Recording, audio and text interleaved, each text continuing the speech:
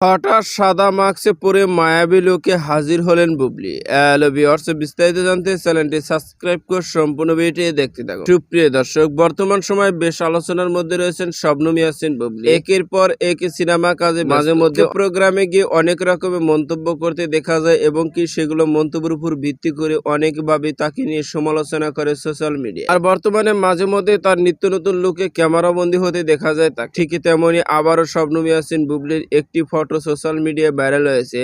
যে ফটোতে শবনম ইয়াসিন বুবলিকে দেখা যাচ্ছে সাদা মাস্ক পরে মায়াবী লুকে ক্যামেরার সামনে হাজির হয়েছেন। বর্তমানে শবনম ইয়াসিন বুবলি ঈদুল আজহাকে মাতিয়ে তোলার জন্য একাধিক সিনেমার শুটিং এ ব্যস্ত।